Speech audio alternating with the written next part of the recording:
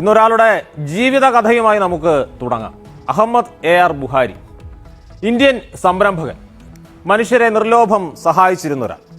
തമിഴ്നാട്ടിലെ രാമനാഥപുരത്തുകാരൻ, ജനിച്ചത് ഹോങ്കോങ്ങിൽ. അമേരിക്കയിൽ നിന്നും ഇംഗ്ലണ്ടിൽ നിന്നും ഉന്നത വിദ്യാഭ്യാസം.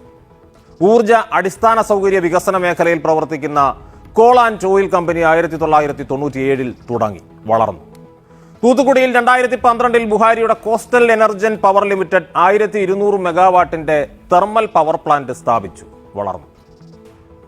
2018 ബുഹാരിക്കെതിരെ ആദ്യം CBIയും പിന്നാലെ EDയും കേസെടുത്തു. 2022 അറസ്റ്റ് ചെയ്യപ്പെട്ടു. 32 മാസക്കാലം ജയിലിൽ.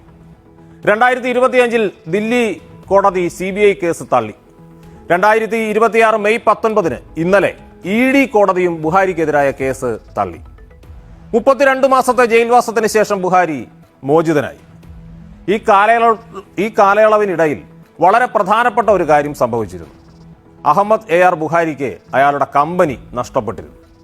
ബുഹാരി ജയിലിലായിരിക്കെ 2024 ഓഗസ്റ്റ് 31 അദാനി പവർ നേതൃത്വം നൽകുന്ന കൺസോർഷ്യം ബുഹാരിയുടെ കമ്പനി ഏറ്റെടുത്തു. ഒന്ന് ആലോചിച്ച് നോക്കൂ. ആരാണ് നമ്മുടെ അന്വേഷണ ഏജൻസികളെ നിയന്ത്രിക്കുന്നത്?